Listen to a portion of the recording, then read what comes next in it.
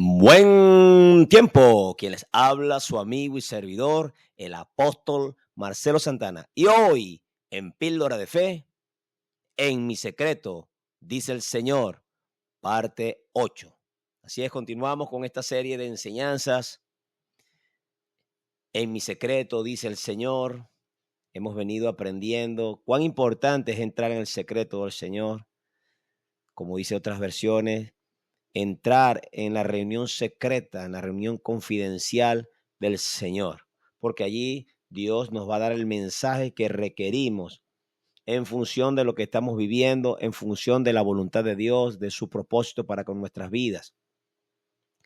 Y hemos venido avanzando en esta enseñanza y hoy vamos a aprender lo importante de cómo hacer una oración eficaz. Sabemos mucho de nosotros que la oración eficaz del justo puede mucho, porque así lo establece la palabra en el libro de Santiago. Pero ¿por qué la oración es eficaz? ¿Por qué hace la distinción de eficaz? Porque hay oraciones que no son eficaces. Hay oraciones que hacemos a veces desde nuestra alma, una oración almática, según la necesidad que tenemos, según la realidad que estamos observando. Y quizás está bien que en un momento empecemos a orar así, pero es necesario orar en el Espíritu, como dice el apóstol Pablo en Efesios capítulo 6, en los versículos 17 y 18, estemos velando en ella. Así como el mismo Pablo dice en Romanos 8:26, que no sabemos orar como conviene, pero el Espíritu intercede por nosotros con gemidos indecibles y el Padre sabe la intención del Espíritu Santo. Entonces es necesario que entremos en ese secreto, porque en ese secreto el mismo Dios va a inspirarnos, el Espíritu Santo va a inspirarnos para hacer una oración eficaz, según lo que el Señor requiere. Pues hace referencia a un hombre llamado Elías para dar ejemplo de la oración eficaz. Entonces tenemos que tomar en cuenta lo que a continuación vamos a leer en los versículos 17 y 18 de Santiago 5. Ya leímos la última parte de Santiago 5:16. Y ahora bien, viene a hablarnos de Elías y ponerlo como ejemplo de que él hacía oraciones eficaces. Y sigue diciendo, Elías era hombre sujeto a pasiones semejantes a las nuestras. Se incluye Santiago. Está queriendo decir, Elías era un hombre como tú, como yo, un ser humano como tú y como yo, pero él hacía oraciones eficaces. Él hacía una oración eficaz.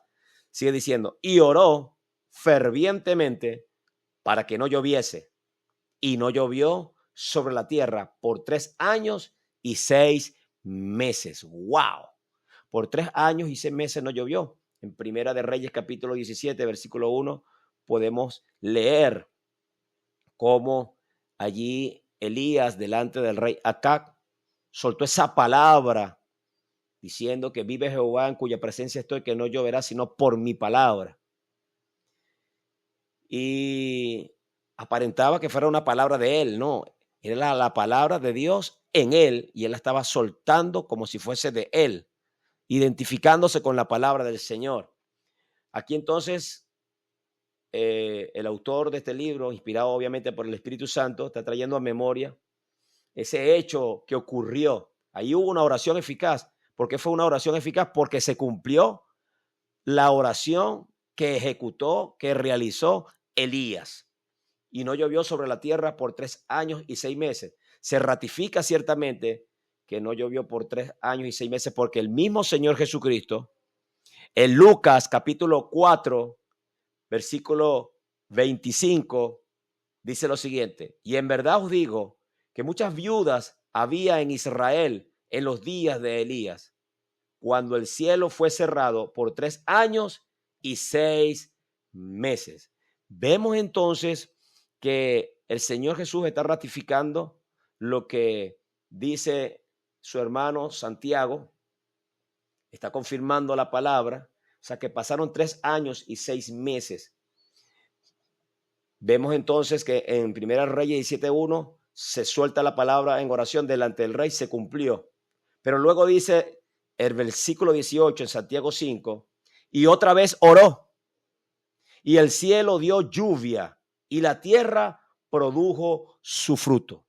¡Wow! Un hombre sujeto a pasiones semejante a las nuestras, como dice este libro de Santiago, oró por primera vez y no llovió por 3 años y 6 meses, y luego volvió a orar después de esos 3 años y medio, y el cielo dio lluvia y la tierra produjo su fruto.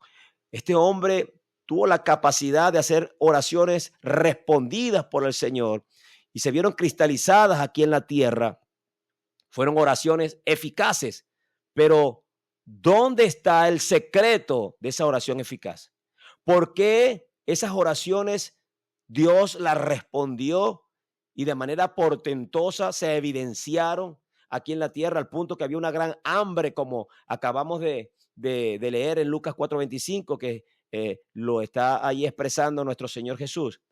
Vamos a ver lo que dice Primera de Reyes, capítulo 18, en el versículo 1. Vamos a leer lo que ahí dicen las Santas Escrituras con respecto a esto que estamos leyendo en Santiago. Dice lo siguiente ahí en Primera de Reyes 18:1. Pasados muchos días, vino palabra de Jehová a Elías en el tercer año diciendo: ve, muéstrate a Acab, y yo haré llover sobre la faz de la tierra. Vemos entonces que Elías no hizo una oración porque le pareció que ya era tiempo de orar para que lloviera. No, él oró porque recibió una palabra de Jehová, recibió una palabra del Señor, y él le dice que vaya y se muestre al rey Acab, porque él va a hacer llover. Ya habían pasado 3 años, según lo que estamos leyendo acá. Recuerden que dice pasado muchos días, vino palabra de Jehová a Elías en el tercer año diciendo, O sea, ya habían pasado 3 años, pero acabamos de leer en el libro de Santiago, capítulo 5, versículo 17, y en Lucas 4:25, que llovió fue después de 3 años y medio. O sea que 6 meses antes, Elías recibió la palabra en el secreto del Señor, recibió la palabra y la soltó en el momento que debía soltarla. Porque cuando leemos Primera de Reyes, capítulo 18, versículo 41, dice: entonces Elías dijo a Acab: sube, come y bebe, porque una lluvia grande se oye.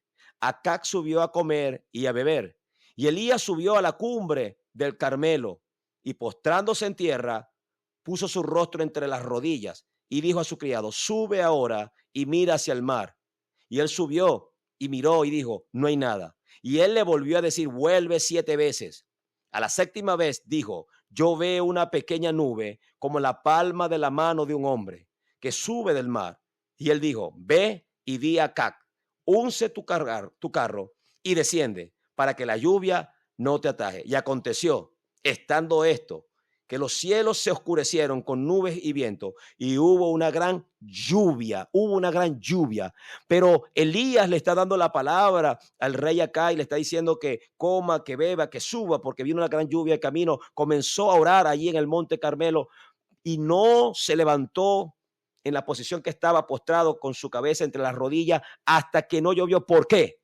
Porque ya había recibido la palabra hace 6 meses atrás, como leemos ahí en Primera de Reyes 18:1, que dice que pasado muchos días vino palabra de Jehová a Elías en el tercer año, diciéndole que iba a llover. Entonces, la oración eficaz se da cuando entramos en el secreto y el Padre nos da el mensaje, como dice Jeremías capítulo 23, versículo 22. Si ellos hubiesen estado en mi secreto, hubiesen conocido mi mensaje, mi palabra que tenían que darle a mi pueblo.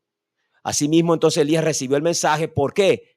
Porque entró en el secreto. Tanto la primera vez, cuando oró y dio la palabra delante de Acab, diciendo: vive Jehová, en cuya presencia estoy, que no lloverá sino por mi palabra, es porque había recibido en el secreto esa palabra.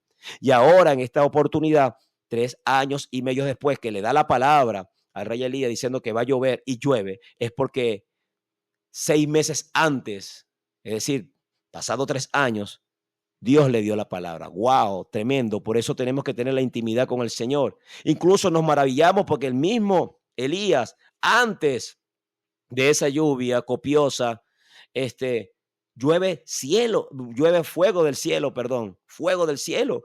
Y sabemos la historia y podemos leerla aquí rapidito en Primera de Reyes 18, en el versículo eh, 30 en adelante. Dice, entonces dijo Elías a todo el pueblo, acercaos a mí.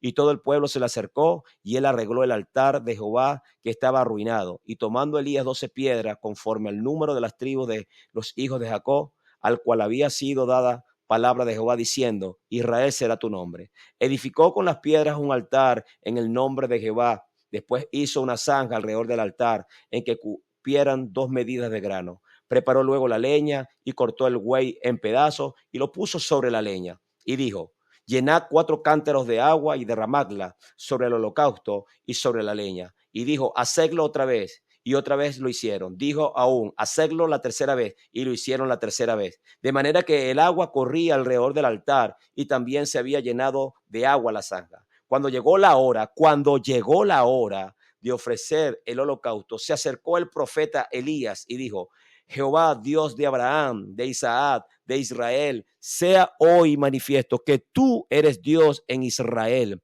y que yo soy tu siervo y que por mandato tuyo he hecho todas estas cosas.